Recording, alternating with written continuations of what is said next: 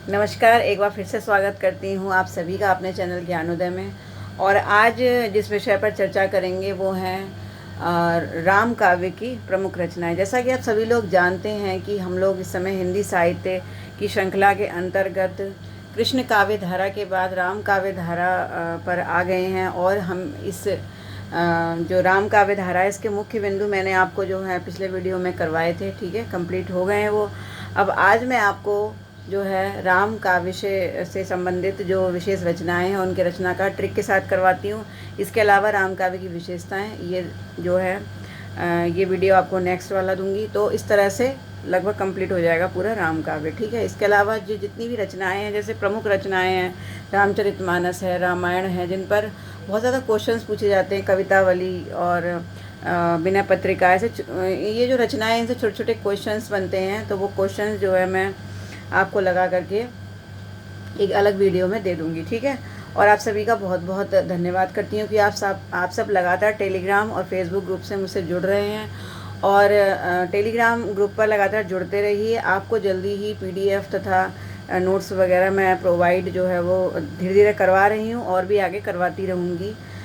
थोड़ा चूँकि मैं अकेले ही सारा काम करती हूँ तो इसलिए मुझे थोड़ा टाइम लग रहा है, लेकिन धीरे धीरे मैं आप सभी को PDF वगैरह देती रहूँगी। जैसे राम काव्य धारा जो जैसे अभी चल रही है तो उसी का PDF मैं आपको दूंगी, बाकी बची हुई PDF मैं गैप्स में दे दूंगी, ठीक है। तो चलिए अब आगे चलते हैं कृष्ण काव्य धारा की रचना तथा रचनाकार की ट्रिक्स की ओर। देखिए, सबसे पहले अगर बात करें राम भक्ति की रचना, देखिए ये सब रचनाएं मैंने इस तरह से लिखी हैं जो सन के हिसाब से, यानी जो इनका वर्ष था, जो इनका रचना काल था, उसके अकॉर्डिंग ये बढ़ते हुए क्रम में है, ठीक है। इससे आपको एग्ज़ाम में बिल्कुल अच्छे से याद आ जाएगा कि कौन सी रचना हमें आगे लगानी, कौन सी पीछे लगानी, क्योंकि आपको मालूम है कि नेट परीक्षा में, PGT परीक्षा में क्रम से लगाने को बहुत आते हैं, ठीक है। खासतौर से नेट में तो बहुत ज़्यादा क्वेश्चंस आते हैं, आपको पता है, ठीक है। इस पर कमांड होनी चाहिए, बहुत अच्छे नंबर मिल जाते हैं अगर इस पर हमारी कमांड है तो, ठीक है। तो देखिए सभी जितने भी हैं सब मैंने रचना काल के बढ़ते हुए क्रम में लिखे हैं, तो ये आपके लिए प्लस पॉइंट है। अच्छा, अब आगे चलते हैं। देखिए सबसे पहली रचना आती है राम रक्षा स्रोत, ठीक है। सबसे पहली रचना क्या आती है? राम रक्षा स्रोत। तो देखिए राम रक्षा स्रोत जो है, देखिए राम रक्षा स्रोत, अब इसको आप कैसे लर्न करेंगे, इसकी ट्रिक क्या है? देखिए राम रक्षा यहाँ से आप ये निकालिए और ये है रामानंद, ठीक है। आपको मैंने बताया था कि जो भक्ति काल मतलब भक्ति भावना जो है वो द्रविड़ों के द्वारा उत्पन्न हुई थी, या फिर हम कह सकते हैं कि दक्षिण भारत से भक्ति भावना का उदय हुआ था, लेकिन उसको उत्तर भारत में लाने का श्रेय किसका था? रामानंद का था। इसका मतलब यह हुआ कि राम भक्ति भावना जो कि उदय हुई थी दक्षिण भारत से, उसकी रक्षा का, उसके प्रचार का, उसके प्रसार का श्रेय किसको जाता है? रामानंद को। तो इसका मतलब रामानंद ने क्या किया? रामानंद ने राम की रक्षा करी। राम की रक्षा का मतलब जो राम की भक्ति भावना थी उसकी क्या की? रक्षा की, ठीक है। तो राम की रक्षा किसने की? रामानंद ने, ठीक है, क्योंकि रामानंद से ही राम भक्ति काव्य का उदय हुआ था। तो इसलिए राम की या राम भक्ति की रक्षा करने वाले कौन थे? रामानंद, ठीक है। तो इस तरह से आपको लर्न हो जाएगा। उसके बाद अगली रचना है रामायण कथा, ये विष्णुदास की लिखी हुई है, ठीक है। देखिए यहाँ पर आपको फ्लैश की वजह से शायद दिख नहीं रहा होगा, यहाँ पर रामायण कथा लिखा हुआ है, ठीक है। यहाँ पर क्या लिखा है मैं यहाँ लिख देती हूँ, रामायण कथा, ठीक है। और रामायण कथा का जो सन है वो है 1442। राम रक्षा स्रोत का जो सन, जो टाइम है वो नहीं पता है, मतलब अज्ञात है, तो इसलिए ये नहीं पूछा जाता है। रामायण कथा जो है वो 1442 में लिखी गई थी, और 1442 में जो ये लिखी गई तो ये विष्णुदास ने लिखी थी, ठीक है। अब इसको आप लर्न कैसे करेंगे? देखिए विष्णुदास, आप सीधे सीधे एक बात सोचिए, जो व्यक्ति विष्णु का दास होगा, जो व्यक्ति विष्णु का दास होगा वो या तो कृष्ण की कथा लिखेगा या राम की कथा लिखेगा, ठीक है। अब ये विष्णु के दास थे, और आपको मालूम है कि विष्णुदास जो हैं वो राम काव्य के कवि भी थे, ठीक है। तो इसका मतलब विष्णु किसकी कथा लिखेंगे? रामायण की कथा लिखेंगे, ठीक है। तो विष्णु का दास कौन है? वो विष्णु का दास रामायण की कथा लिखता है, ठीक है। विष्णु का दास किसकी कथा लिखता है? रामायण की कथा लिखता है। कृष्ण की कथा नहीं लिखता है बल्कि राम की कथा लिखता है। तो ये आपको पता होना चाहिए, ठीक है। उसके बाद आगे चलते हैं, फिर आता है अग्रदास, ठीक है। अग्रदास का जो अग्रदास ने लिखी थी ध्यान मंजरी, इसका रचना काल नहीं पता, बुक्स में भी नहीं दे रखा होता है, ज्ञात है इसका लेकिन ध्यान मंजरी जो है वो अग्रदास ने लिखी थी, ये आपको पता होना चाहिए, ठीक है। तो अब बात ये आती है कि अग्रदास ने ध्यान मंजरी लिखी, इसको आप लर्न कैसे करेंगे, ठीक है। तो इसके लिए क्या करना है, इसको आप ऐसे लर्न कीजिए। देखिए ध्यान, ठीक है, ध्यान एक ऐसी चीज़ है, ध्यान, आप क्लास में जब सबसे आगे बैठते हैं तो आपका ध्यान जो है वो सबसे ज़्यादा टीचर्स की बातों पे जाता है। जो बच्चे क्लास में सबसे आगे बैठते हैं, टीचर उनके करीब होता है और वो टीचर को फेस टू फेस देखते हैं और आसानी से जो है वो सब कुछ लर्न कर लेते हैं। यानी ध्यान क्रिएट करने के लिए आगे बैठना ज़रूरी है। यानी ध्यान किनका ज़्यादा अच्छा होता है, कोई भी बच्चे, कोई भी स्टूडेंट्स, उनका ध्यान ज़्यादा अच्छा होता है, वो अच्छे से टीचर की बातों को ध्यान से सुन पाते हैं, जो कि अग्र होते हैं। अग्र का मतलब जो आगे बैठे होते हैं, तो जो आगे बैठा होगा उसका ध्यान अच्छा होगा, ठीक है। तो यहाँ से ध्यान मंजरी से आप अग्रदास लर्न कर सकते हैं। उसके बाद है अंगद पैज, ठीक है। देखिए ये 1442 में लिखी गई, इसके 2 साल बाद लिखी गई ईश्वर दास के द्वारा। अंगद पैज और भरत मिलाप दोनों इसकी, इन्हीं की रचनाएं हैं ईश्वर दास की, ठीक है। तो आप इसको लर्न करने का तरीका क्या है, देखिए ईश्वर दास और ईश्वर दास, ये दोनों ही ईश्वर दास की हैं। देखिए आप एक हमेशा चीज़ याद रखिए, अंगद कौन थे, अंगद ईश्वर के दास थे। आपको मालूम है कि अंगद का एक विशेष योगदान था जब रामचंद्र जी जो है वो सीता को लेने गए थे लंका से, और ये युद्ध हुआ राम और रावण के बीच का। तो इन सभी में जो इतने सारे लोग थे जो कि उनके सहयोगी बने हैं ना, हनुमान है, सुग्रीव हैं, बाली, सभी लोग, सॉरी बाली नहीं थे, हनुमान है, सुग्रीव हैं, जामवंत है, ये सभी लोग थे। लेकिन जो अंगद थे उनका भी एक विशेष महत्व, मतलब रामायण में एक अलग से प्रकरण आता है जब वो अपना पैर जो है वो हाँ जमा लेते हैं दरबार में और कोई भी उसको हटा नहीं पाता है ना। तो अंगद जो है वो किसके भक्त थे, राम के ही तो भक्त थे। यानी अंगद किसके भक्त थे, ईश्वर के भक्त थे। तो जो ईश्वर का दास होगा, ईश्वर का दास कौन थे, अंगद थे, ठीक है। ईश्वर के दास कौन थे, अंगद थे। ईश्वर मतलब राम, और राम ईश्वर के दास कौन थे, अंगद थे। और ईश्वर का इसी तरह से ईश्वर के दास कौन थे, भरत थे, ठीक है। रामायण में आप जानते हैं कि भरत की जो विशेष भावना, भ्रातृ प्रेम जो दिखाया गया है, बहुत ही सुंदर तरीके से दिखाया गया है। तो वास्तव में भरत भी क्या थे, भगवान राम के दास थे, अपने भाई के दास थे। उन्होंने जो है दास रूप में ही उनकी जो उनका मतलब कहना चाहिए, जो उनकी जिम्मेदारी थी उसको लिया और उनकी चरण पादुकाएं रख करके उनका दास बन करके जो है पूरा राजकाज संभाला था 14 वर्ष तक, ठीक है। तो ये बात जानना ज़रूरी है आपको कि ईश्वर का दास कौन था, भरत, और ईश्वर का दास कौन था, अंगद, ठीक है। तो अंगद और भरत ईश्वर के दास थे दोनों। तो यहाँ से आपको लर्न हो जाएगा, ठीक है। उसके बाद आती है राम गीतावली, ठीक है। अब राम गीतावली की बात करें तो राम गीतावली को आप कैसे लर्न करेंगे, देखिए तुलसीदास जो थे, देखिए तुलसीदास ने कृष्ण गीतावली और राम गीतावली दोनों एक साथ लिखी थी, ठीक है। तो कृष्ण के नाम से इनकी सिर्फ एक रचना मिलती है, कृष्ण गीतावली। आप ऐसे लर्न कीजिए कि तुलसी जो है किसको पसंद होती है, कृष्ण को, ठीक है। आपको मालूम है जब भी कृष्ण की कोई पूजा अर्चना होती है, विष्णु की कोई पूजा अर्चना होती है, तो विशेष रूप से तुलसी का भोग लगाया जाता है, ठीक है।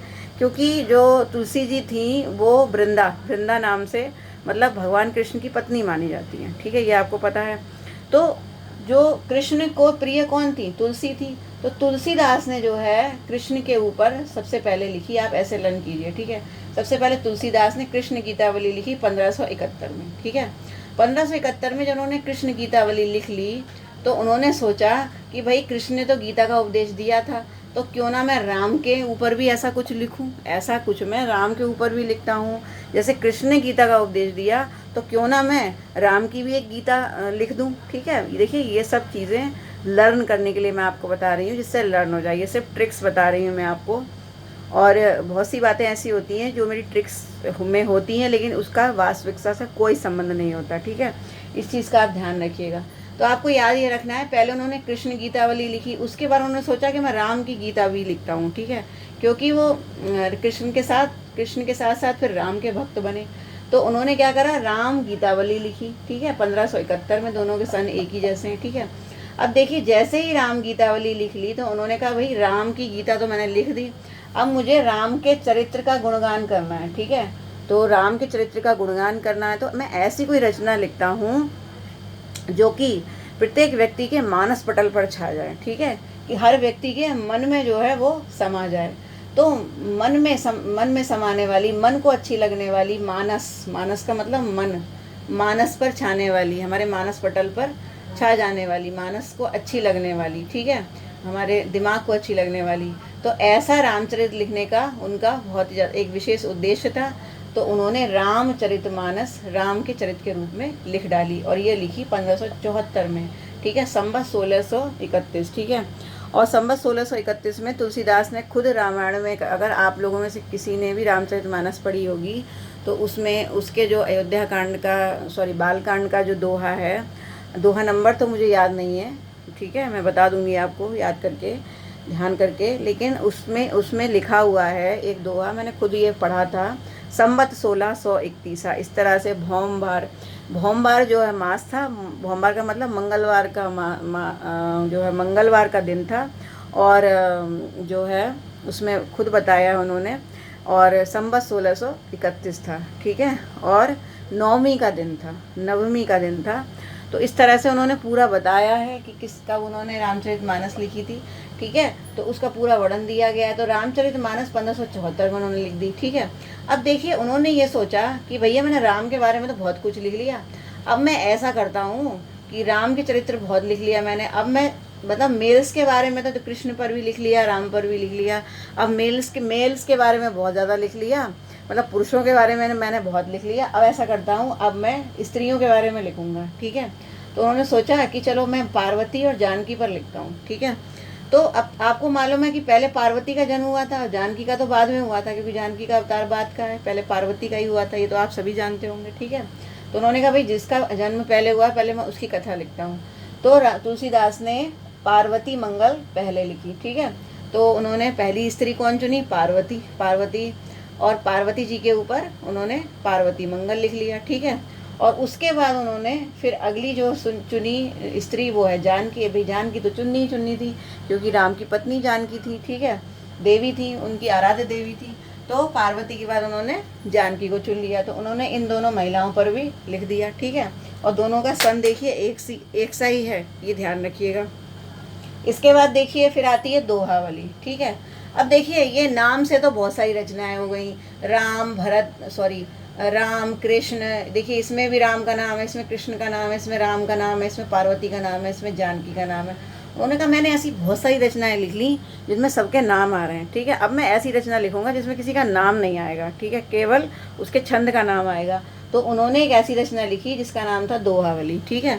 तो दोहावली में किसी का नाम नहीं आ रहा है, ठीक है। लास्ट में उन्होंने क्या लिखी? दोहावली। ये सिर्फ एक कहानी आप लर्न कर लीजिए, कहानी से आपको याद आ जाएगा, ठीक।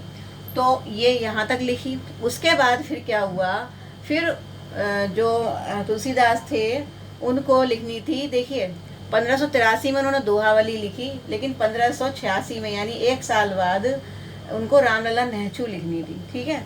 तो देखिए एक बात सोचिए कि जो राम थे वो तुलसीदास के आराध्य देव थे, है ना। तो आराध्य देव थे, वो उनकी पूजा उपासना करते थे, दास्य भाव रखते थे, ठीक है।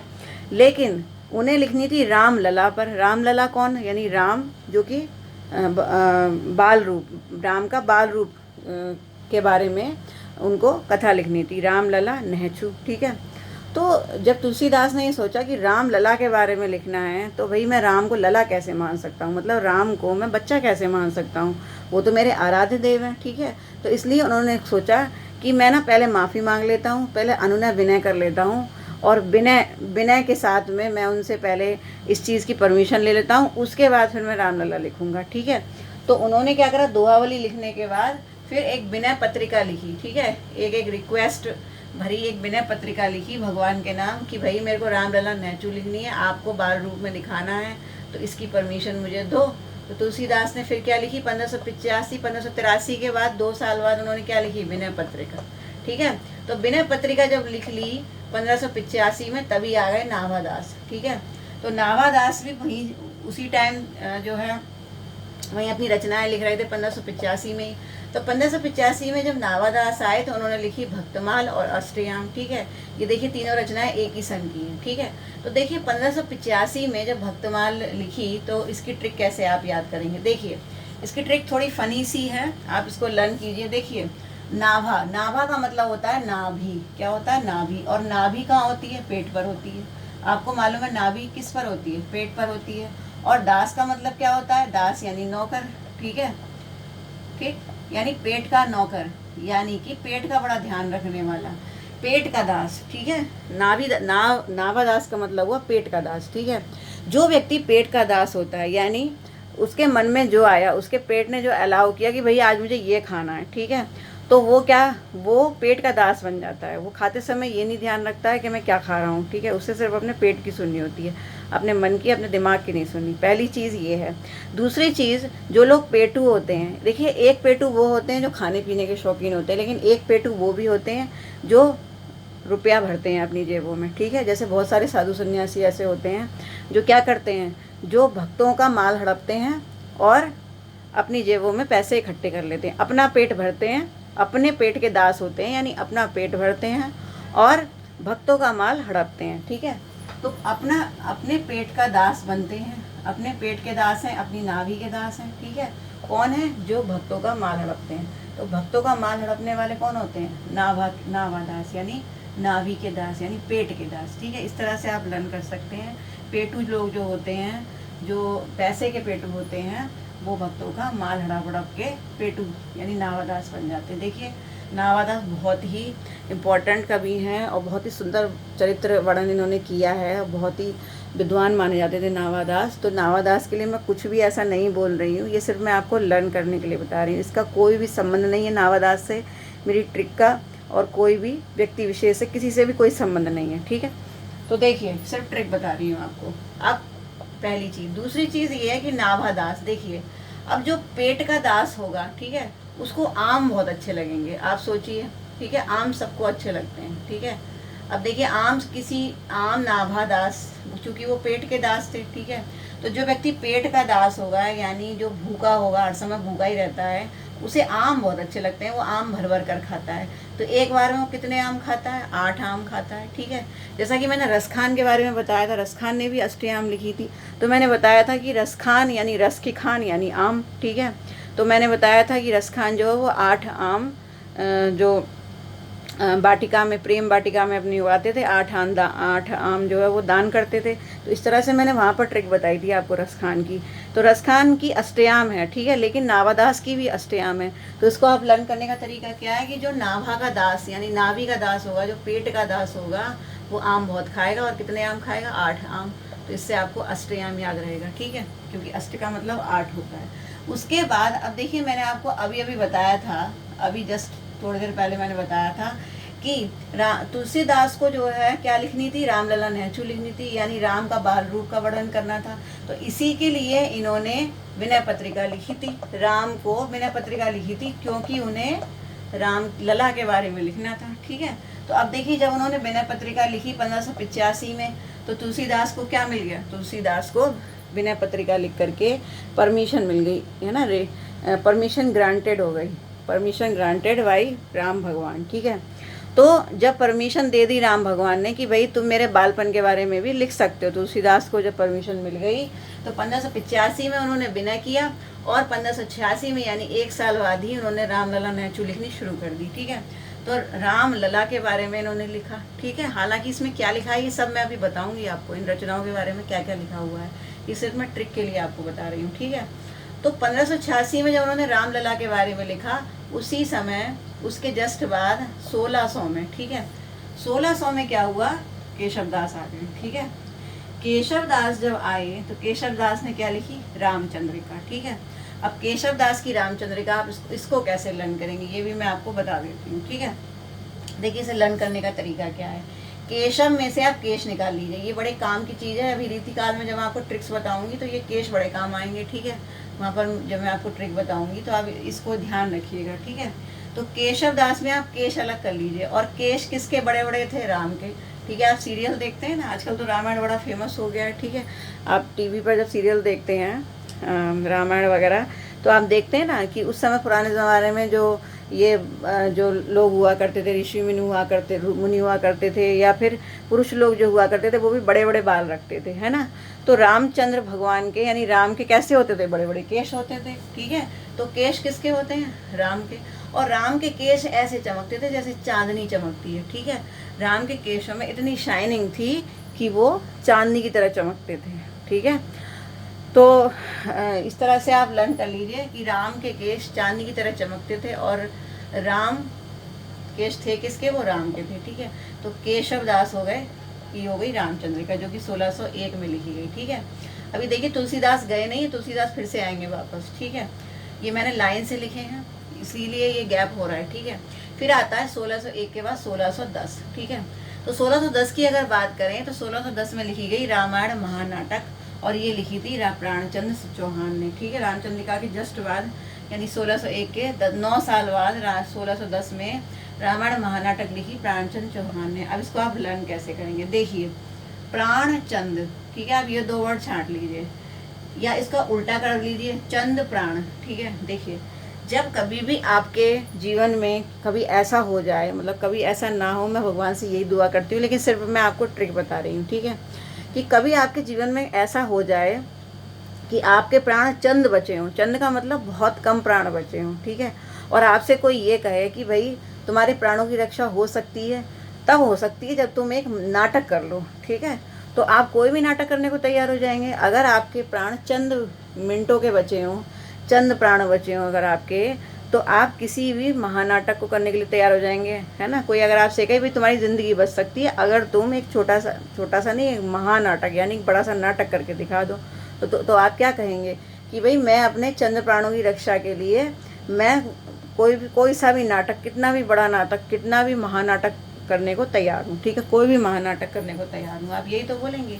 तो चंद प्राणों की रक्षा के लिए क्या करना पड़ेगा, महानाटक करना पड़ेगा, ठीक है। तो महानाटक किसको करना पड़ा, चंद प्राणों को बचाने के लिए। तो जैसे ही प्राणचंद आएगा ना, आपको महानाटक अपने आप याद आ जाएगा, ठीक है, अगर एग्जाम में ये आता है। उसके बाद आता है वैराग्य संदीपनी जो कि तुलसीदास का। अब देखिए इतनी देर से मैं आपको बता रही हूँ, जो तुलसीदास थे उन्होंने कहाँ से लिखना शुरू किया, 1571 से लिखना शुरू किया, ठीक है। और आ गया हमारा क्या 1612। देखिए तुलसीदास कितने बूढ़े हो गए होंगे, यानी 1571 से लिख रहे थे और अब आ गया 1612। तो तुलसीदास की उम्र ढलने लगी, और जब इंसान की उम्र ढलने लगती है तो उसके जीवन में बैराग आ जाता है, ठीक है। तो ये जो तुलसीदास की अवस्था थी, उन्होंने राम के बचपन के बारे में भी लिख दिया, उन्होंने पार्वती के बारे में, जानकी के बारे में, कृष्ण के बारे में, सबके बारे में लिख दिया, गीतावली, दोहावली सब कुछ लिख दी, ठीक है। लेकिन अभी जो उनको बैराग हुआ था उसके बारे में उन्होंने नहीं लिखा, ठीक है। तो अब जो उनको चूंकि बैराग हो गया, तो ये बैराग किसको हुआ, तुलसीदास को, ठीक है। तो तुलसीदास को जब बैराग हो गया तो उन्होंने लिख दी बैराग संदीपनी, ठीक है, बैराग संदीपनी लिख दी। अब इसके बाद देखिए जब इंसान को बैराग होता है, ठीक है, आप में से अगर कोई भी लोग एजेड होंगे तो इस बात को अच्छे से समझ सकते हैं कि जब बुढ़ापा आता है तो एक बैराग हो जाता है जीवन से, और उस बैराग की अवस्था में हमारे दिमाग में तरह तरह के प्रश्न आते हैं। हम भगवान से प्रश्न करते हैं कि ऐसा क्यों हुआ, वैसा क्यों हुआ, हमारे जीवन में ऐसा क्यों होता है। इसीलिए जितने भी वृद्ध लोग होते हैं वो मंदिर बहुत जाते हैं, ठीक है, सत्संग में बहुत रहते हैं, क्योंकि उन्हें अपने प्रश्नों के उत्तर खोजने होते हैं, ठीक है। तो जो बैराग होता है वो बहुत सारे क्या लेकर आता है, प्रश्न लेकर आता है। जब आपके दिमाग में तरह तरह के प्रश्न आएंगे तो आप क्या करेंगे, प्रश्न पूछेंगे, और किससे पूछेंगे, राम से ही तो पूछेंगे, भाई अपने भगवान से ही प्रश्न पूछता है इंसान, ठीक है। तो बैराग्य के आने के साथ रामाज्ञा प्रश्न, यानी रामाज्ञा, राम की आज्ञा, मतलब प्रश्न राम से पूछे जाएंगे और राम अपनी आज्ञा देंगे, उन प्रश्नों का उत्तर देंगे, ठीक है। तो रामाज्ञा प्रश्न कब उठेंगे, बैराग की अवस्था में, ठीक है। तो बैराग्य के प्राप्त होते ही प्रश्न दिमाग में आ गए और राम की आज्ञा ली, किन्होंने ली, तुलसीदास ने। ये दोनों चीज़ें 1612 की एक दूसरे से रिलेटेड हैं, ठीक है। उसके बाद 1612 में ही क्या हुआ, उन्होंने लिखा बरवै रामायण और कविता बली, ठीक है। अब इसकी ट्रिक क्या है ये भी मैं आपको बता देती हूँ। अब देखिए बरवै से क्या निकलेगा, बरवै का मतलब है बड़बड़ाना, ठीक है। बरवै का मतलब क्या हो गया, बड़बड़ाना, ठीक है। देखिए जब इंसान वृद्ध हो जाता है तो बड़बड़ाने लगता है, ठीक है। देखिए ये कहा जाता है कि एक बच्चे की जो आदतें होती हैं, जो बच्चों की प्रवृत्ति होती है, और एक वृद्ध व्यक्ति जो कि बहुत ही ज़्यादा वृद्ध हो, उनकी प्रवृत्ति दोनों की एक जैसी हो जाती है। जैसे बच्चा जिद्दी होता है वैसा वृद्ध व्यक्ति भी जिद्दी हो जाता है, ठीक है। ऐसा होता है कि इस एज में आकर के इंसान थोड़ा सा चिड़चिड़ा हो जाता है, ठीक है। तो ऐसे में व्यक्ति बड़बड़ाने लगता है। जैसे बच्चे नहीं होते छोटी छोटी बातों पर जिद करते हैं, ऐसे ही वृद्ध व्यक्ति भी क्या करेगा, बड़बड़ाने लगेगा। तो तुलसीदास वृद्ध हो गए थे, तो उनके जीवन में अब क्या आ गया, बड़बड़ाने वाली स्थिति आ गई, यानी बर का मतलब क्या हुआ, बड़बड़ाना। तो उन्होंने बड़बड़ाते हुए एक रामायण लिख डाली जिसका नाम था बरवै रामायण। ठीक है, बरवै रामायण। देखिए, मैं बार बार आपसे कह रही हूँ कि तुलसीदास के साथ ऐसा बिल्कुल भी नहीं हुआ था। ठीक है, ये सिर्फ मेरी एक ट्रिक है जो सिर्फ आपको याद करने के लिए बनाई है ना। और मेरा कोई भी उद्देश्य नहीं है। तुलसीदास से बड़ा कोई कवि नहीं है इस मतलब पूरे भारत में।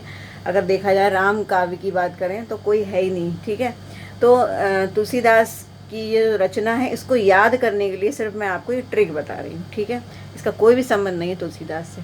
तो देखिए, बड़बड़ाने वाली स्थिति में उन्होंने लिखी बरवै रामायण। ठीक है, और उसके बाद आपको मालूम है कि लास्ट में क्या हुआ भाई, जब 1612 वाली स्थिति आ गई और बड़बड़ाते हुए उन्होंने पहले एक रामायण लिख ली, और जब इंसान बड़बड़ाने लगता है और बिल्कुल आखिरी स्टेज में होता है तो उसे कविताएं बड़ी अच्छी लगने लगती हैं। ठीक है, उसे क्या होता है, कविताएं बड़ी। देखिए, आप बचपन में जैसे कभी आपके सामने कोई गज़ल अगर गाता होगा, ठीक है, जब तक आप 13, 14, 15 साल तक के रहे होंगे तब तक कोई गज़ल अगर कोई गाता होगा तो आपको वो बड़ी बोरियत भरी लगती होंगी। लेकिन आप जब 40 के आसपास की एज के होते हैं, 35 से 40, उसके बाद आपको गज़ल अच्छी लगने लगती हैं, कविताएं अच्छी लगने लगती हैं। क्यों? क्योंकि आप उस स्तर को पार कर चुके होते हैं। वो बचपने वाला जो स्तर होता है उसको आप पार कर चुके होते हैं, है ना। तो कविताएं इंसान को कब अच्छी लगती हैं, जब वो बैराग की स्थिति में होता है, जब वो बूढ़ा हो जाता है, थोड़ा सा प्रौढ़ हो जाता है। तो वही चीज़ थी कि लास्ट में, चूँकि वो कवि थे, तो लास्ट में उन्होंने एक लिखी कविता बनी, जो कि 1612 में लास्ट में ये कविता लिखी। ठीक है, हालांकि उनकी लास्ट की कविता मैं आपको बताऊंगी। ठीक है, चलिए आप मुझे सर्च करके बताइएगा, आप मुझे ये बताइएगा कमेंट करके कि तुलसीदास की सबसे लास्ट जो रचना थी वो कौन सी थी और पहली रचना कौन सी थी। ठीक है, ये मैं आपको होमवर्क दे रही हूँ। ठीक है, अगर नहीं आपको पता है तो फिर मैं बताती हूँ अगले वीडियो में। तो बरवै रामायण से बड़बड़ाना और कविता, लास्ट में उन्होंने कविता लिख ली। कवि थे तो लास्ट में वही एक कविता लिख करके फिर उन्होंने सोचा भाई अब विराम देता हूँ। ठीक है, तो इस तरह से लगातार मैंने आपको एक कहानी ऐसी बता दी है, इससे आपको सने जो है वो बिल्कुल जो है लाइन से याद रहेंगी और याद रहेगा कौन सी रचना पहले और कौन सी बाद में। ठीक है, तो इससे आपको बहुत हेल्प मिलेगी। तो इस तरह से आप ये सारी रचनाएं लर्न कर लीजिए। ठीक है, ट्रिक से। और चैनल को सब्सक्राइब नहीं किया तो कर लीजिए। और मेरे हर वीडियो के डिस्क्रिप्शन बॉक्स में आपको मेरे टेलीग्राम का और फेसबुक ग्रुप का लिंक जो है वो मिल जाएगा। तो मेरे कमेंट बॉक्स में भी आपको मिलेगा, तो वहाँ जा कर के भी आप सब्सक्राइब कर सकते हैं और फेसबुक ग्रुप से जुड़ सकते हैं। ठीक है, तो आप जुड़ते रहिए लगातार, आपको फ़ायदा होगा जुड़ने से धीरे धीरे। लेकिन पेशेंस बना के रखिए, धैर्यपूर्वक थोड़ा सा टाइम अपना थोड़ा सा धैर्य बना के रखिए, जिससे मैं आपको PDF जो है वो जल्दी से जल्दी देने की कोशिश करूं। ठीक है, और PDF मैं बना रही हूं धीरे धीरे और थोड़ा सा टाइम लगेगा। हालांकि मैं थोड़ी बहुत PDF डालती जा रही हूं थोड़ी थोड़ी। ठीक है, तो टेलीग्राम ग्रुप पर भी मैंने 2 PDF अभी आपकी सेंड की हैं, आपको शायद आपको मिली होंगी, आपने देखी भी होंगी। तो इस तरह से चैनल को सब्सक्राइब करते हुए आप लगातार कमेंट करते रहिए, लाइक कीजिए वीडियोस को और मुझे इसी तरह मोटिवेट करते रहिए। तो फिर मिलती हूँ नेक्स्ट वीडियो में इन सभी रचनाओं के मुख्य तथ्यों के साथ। नमस्कार।